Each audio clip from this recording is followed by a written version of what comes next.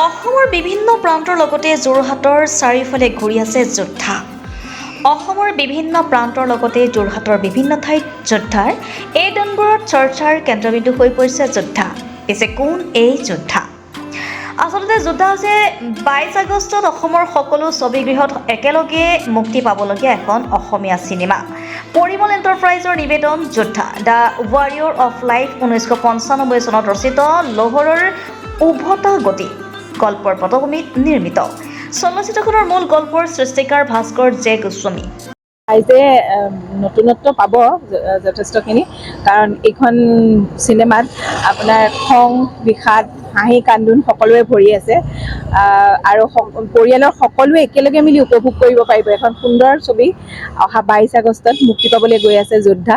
গতিকে সকলো যোৰহাটবাসী ৰাইজক, সকলো অসমবাসী ৰাইজক মই অনুৰোধ কৰিছোঁ যাতে আমাৰ এই যোদ্ধা ছবিখন চাই আমাক মৰম আৰু আশীৰ্বাদ দিব বুলি আশা কৰিলোঁ। এই চিনেমাৰ কাহিনী, চিত্ৰনাট্য আৰু সংলাপ ৰচনাৰ লগতে পৰিচালনা কৰিছে প্ৰযোজনা পৰিমল বিশ্বাস আৰু ৰীমা বিশ্বাসৰ। চিত্ৰগ্ৰহণ অভিজিত গগৈ, সংগীত জুবিন গাৰ্গ, আৱহ সংগীত তপন দত্ত, সম্পাদনা প্ৰতীম খাউণ্ড, শব্দ সংযোজন দেৱজিৎ চাংমাই আৰু অমৃত প্ৰীতম, ফাইট দৃশ্য পৰিকল্পনা মুম্বাইৰ হানিফ শেখ।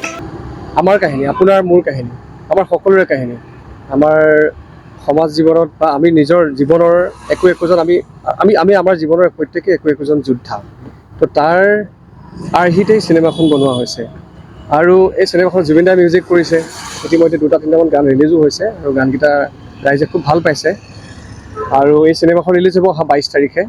আৰু যিহেতু আমাৰ এতিয়া খুব ধুনীয়া এটা পৰিৱেশ চলি আছে, ভাল পৰিৱেশ, যে অসমীয়া চিনেমা ইখনৰ পিছত ইখন হিট হৈ আহি আছে। তো আমি আশা কৰিছোঁ যে এইখন চিনেমা আমাৰ যোদ্ধায়ো সকলোৰে সমাদৰ লাভ কৰিবলৈ সক্ষম হ'ব। অভিনয়ত থাকিব ৰাজকুমাৰ, সুনীত বৰা, চিন্ময় কটকী, কাজল শৰ্মা, অমিতা গোস্বামী, যোৰহাটৰ শুভাশিষ, ৰিয়ান কাশ্যপ, ৰাখী শইকীয়া, শিৱসাগৰ জয়ন্ত দত্ত, পাহি বৰঠাকুৰ, সঞ্জীৱ ভাগৱতী আদি বহুতো নৱাগত শিল্পী। লগতে বিশেষভাৱে উপস্থিত থাকিব জুবিন গাৰ্গ, প্ৰাঞ্জিত দাস, ৰাজীৱ ক্ৰ আৰু জুৰি শৰ্মা। নতুন আৰু অভিজ্ঞ শিল্পীৰ বান্ধোনেৰে শক্তিশালী কাহিনী আৰু সংগীতৰ সমন্বয়েৰে নিৰ্মিত হ'ল যোদ্ধা। সকলো স্তৰৰ দৰ্শকক আকৰ্ষণ কৰিব বুলি আশা প্ৰকাশ কৰিছে টীম যোদ্ধাই। যোৰহাটৰ পৰা অনুপম বৰাৰ ৰিপৰ্টাৰ লাইভ অসম। 1935ৰ পৰা জয়মতীৰ পৰা আমাৰ যিটো অসমীয়া চিনেমাৰ যাত্ৰা, তাৰ লগত যুদ্ধ নৱ সংযোজন হ'ব গৈ আছে। পৰিমল এণ্টাৰপ্ৰাইজৰ উদ্যোগত যোদ্ধাখন অহা 22 তাৰিখে আগষ্টৰ 22 তাৰিখে ৰিলিজ কৰিম। যথেষ্ট আশাবাদী। আচলতে এখন পূৰ্ণ ছবি বুলি ক'লে ভুল নহয়, কাৰণ তাত য'ত একশ্যন আছে, কমেডি আছে, ট্ৰেজেডি আছে, ৰোমাঞ্চ আছে। মই ভাবোঁ অসমৰ প্ৰত্যেকজন মানুহে ছবিখন চাই ভাল পাব। এটা বহুত ধুনীয়া ষ্টৰি লুকাই আছে, য'ত প্ৰত্যেকজন মানুহে নিজক ৰিলেট কৰিব পাৰিব। আচলতে যোদ্ধা অকল চৰিত্ৰটোৱে নহয়, প্ৰত্যেকজন মানুহে নিজৰ জীৱনত একোজন যোদ্ধা।